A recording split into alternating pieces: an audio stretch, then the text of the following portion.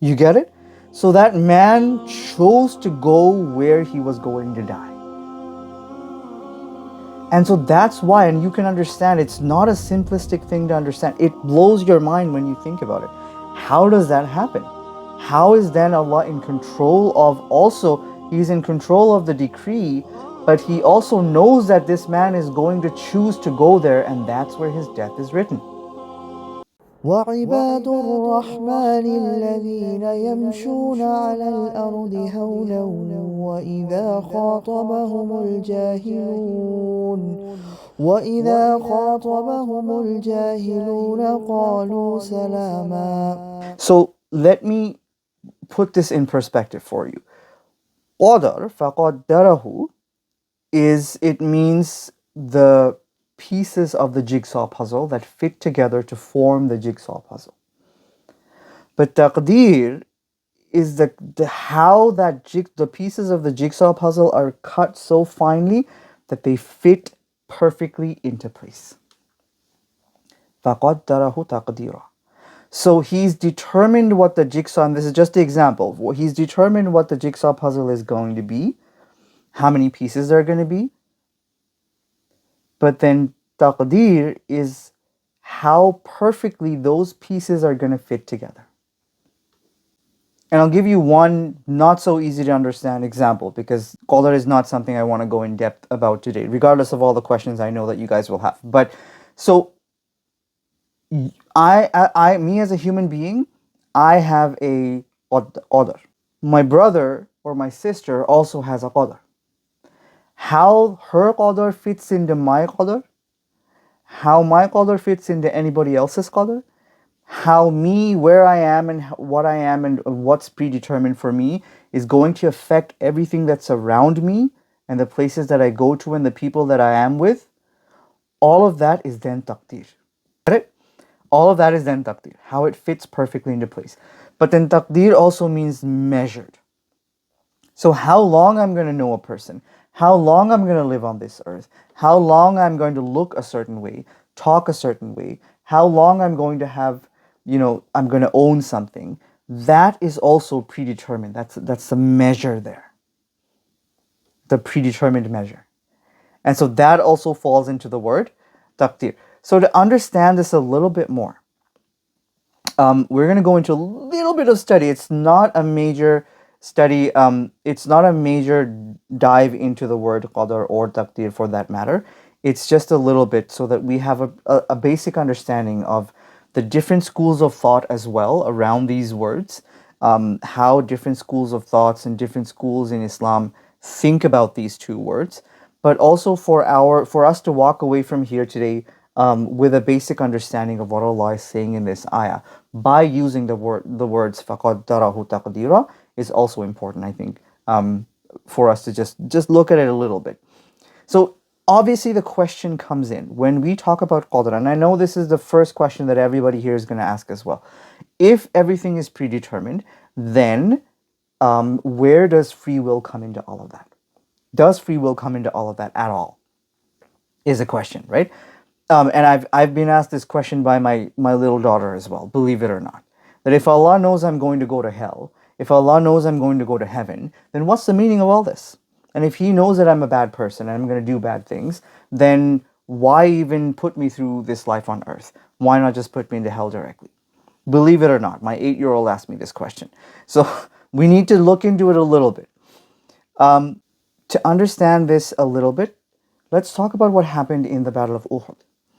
Before the battle actually happened, when the Muslims realized that the Quraysh are coming to avenge Badr, they've mobilized an army. They're moving towards Medina to annihilate. This is it. We want to annihilate every Muslim that off the face of the earth. We don't want any more Muslims, and they're marching towards Medina. There is a meeting that is being ordained within Medina. Rasulullah sallallahu alaihi wasallam is taking opinions, asking everybody, what should we do? How should we handle this? Most of the companions, Rasulullah sallallahu alaihi wasallam included amongst this, determined that the best way to do this is to fight from within the city. because Medina has never been conquered, never been penetrated from the outside. And Rasulullah sallallahu alaihi wasallam is strongly in favor of this decision. But some of the younger companions whose blood is boiling, some of these younger companions were perhaps not allowed to go to Badr. They were too young, or they couldn't attend. Their blood is boiling. They want blood. They want to fight. They want to fight in an open field. They want that valor, that, it's young blood, right? And so they start to talk to Rasulullah sallallahu alaihi wasallam about, hey, you know what, this is what we need to do. We can't be scared. We can't stay within the city. That looks like cowardice. We want to go out there. We want to fight these Quraysh. We want to annihilate them, is what they say. Now the older companions, out of respect to Rasulullah sallallahu alaihi wasallam, don't say a word against this. They just sit there and they listen to these opinions because it's a shura going on. And within a shura, everybody's allowed to give their opinions. And Rasulullah sallallahu alaihi wasallam is listening to all of this, but the other companions are not speaking up. They're not saying anything to the younger companions out of respect to Rasulullah sallallahu alaihi wasallam. But then when Rasulullah sallallahu alaihi wasallam exits the room, they start to rebuke these younger companions. But by then, Rasulullah sallallahu alaihi wasallam, thinking that the other companions have not said anything, he determines, okay, you know what? I think let's do that. And he puts on his armor. He goes out and he puts on his armor. When he comes back, now the younger companions, being rebuked by the older companions, have decided against going outside. But then Rasulullah sallallahu alaihi wasallam said it's not ideal. It's not within the manners of a prophet, alayhi wasalam, to take off his battle armor once it's been put on. So now the decision is made. And they go out, and there's, what happens in Uhud. After the Battle of Uhud, when all of them come back and there's, been so many deaths, talk starts to arise why that decision was ever taken. Why did we go out and why did we fight? There's so many of them who died. This was unnecessary. And Allah then reveals an ayah in Surah Ali Imran. This is ayah number 154, where Allah says, and this is just part of it, it's a long ayah, it's just part of the ayah, and it's a loose translation. Please don't hold me to this. Allah says, if you had been in your houses, those for whom killing was written down would have been sallied out to the place of their falling. It's an amazing ayah. Allah literally says that even if you were in the safety of your homes and your death was written on the field of Uhud, you would have been flown out of your houses to Uhud to die. Predestination, Qadr, is being mentioned here. So Allah says predestination is such, what you choose to do doesn't matter, it will happen. But then there's the other side of that as well, because Allah also points out to the choices made by people. If you had been in your houses, you chose to be in your house and not on the field of Uhud, you'd still have died on the field of Uhud. And so Allah doesn't put His control, His Qadr, His taqdeer, into the choices of human beings, of these companions, saying that you do have the free will to have chosen to stay in your house. It reminds me of the story, and I'm not sure whether this is an authentic story or not. I've heard it from somebody else, and I've looked for the story. I've never found it, but it's an interesting story in the sense that it makes for good storytelling as well. Whether it's true, whether it's not, Allah knows best. In the time of Sulaiman alayhi salam, the Prophet Sulaiman alayhi salam, you were able to see the angel of death, Ajra'il alayhi salam. And so one day this man is walking down the street and he sees the angel of death looking at him a little strangely, and so obviously this man gets really frightened. Why is he looking at me like that?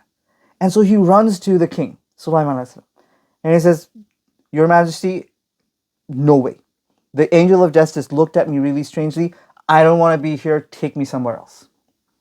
And so Sulaiman alayhi salam then commands the wind, because he was in control of the winds and the animals.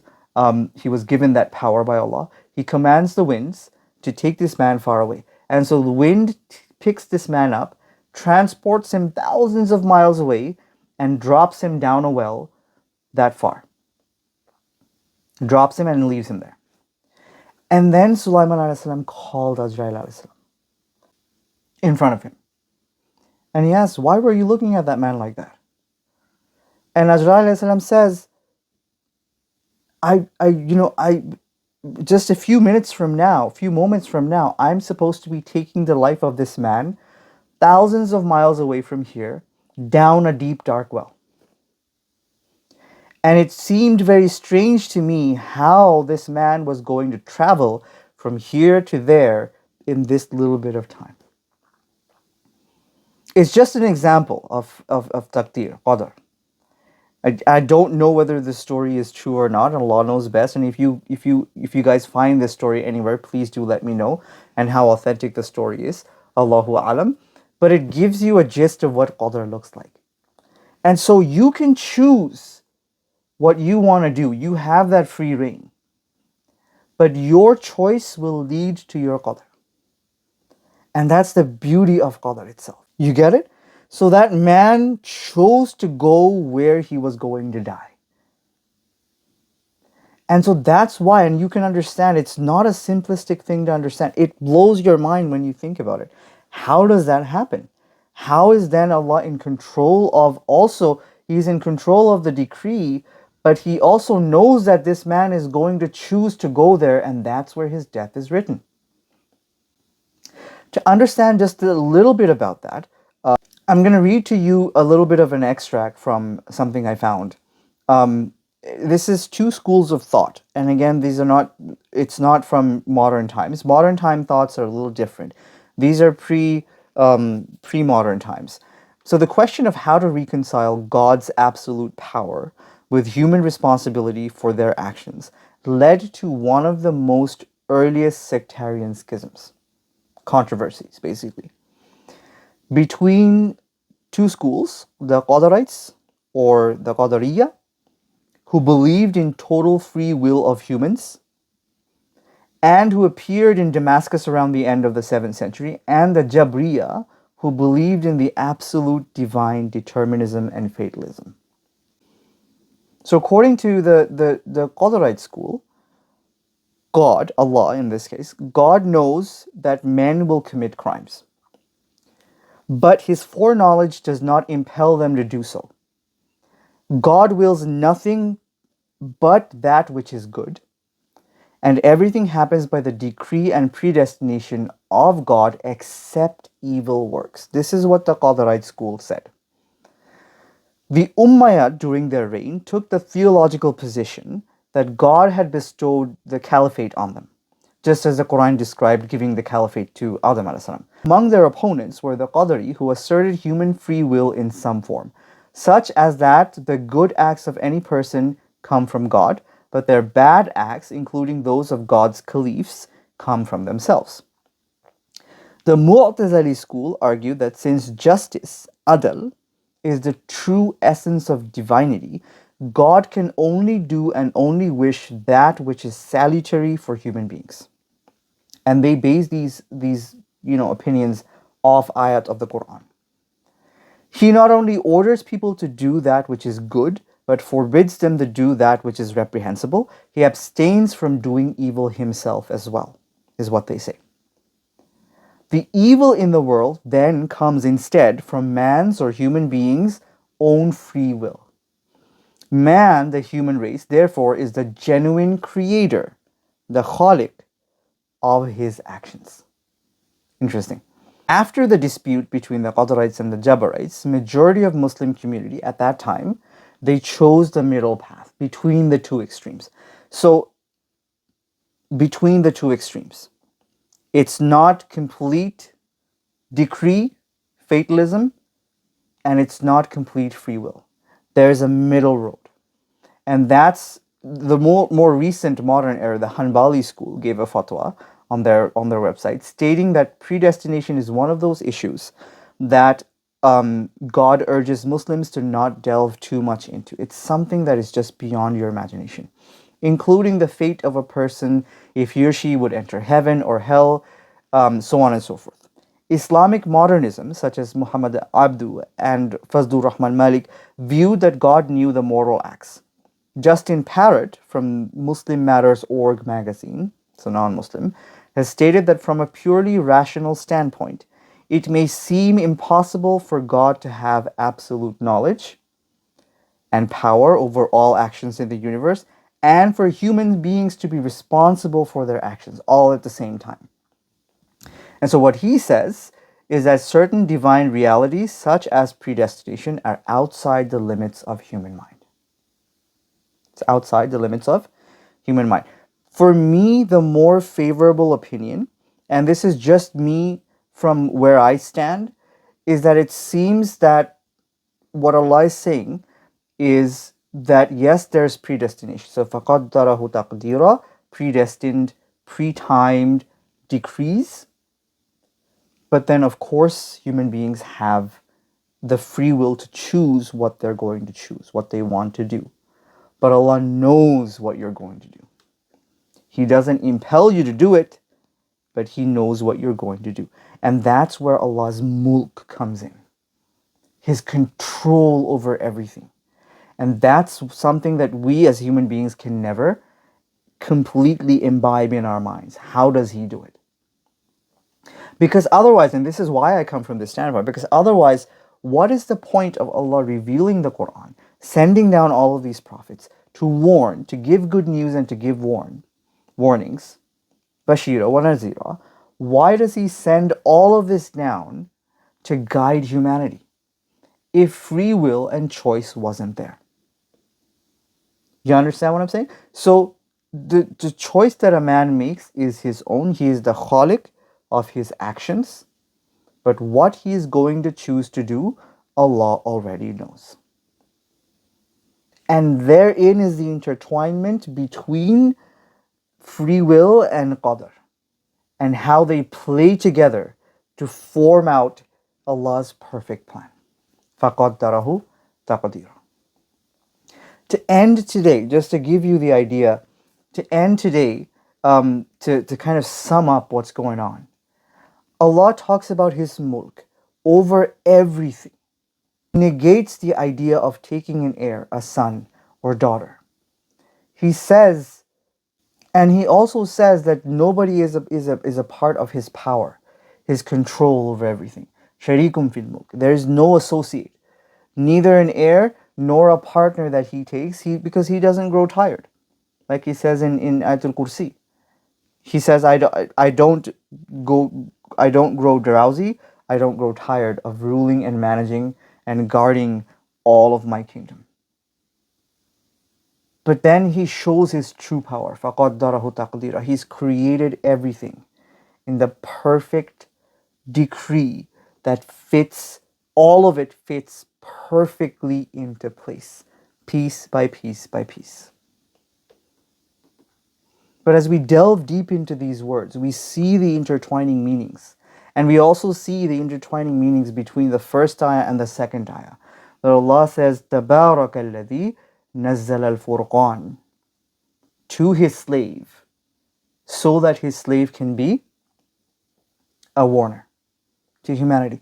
What is He warning about? The first thing that He's warning about, that Allah is mulk, Allah is watching. What you're saying about Him and what you think that He's doing is absolutely incorrect. But remember, He is in full control over everything that you do, you think. He is in full control of what is going to happen to you and what's going to happen to this world.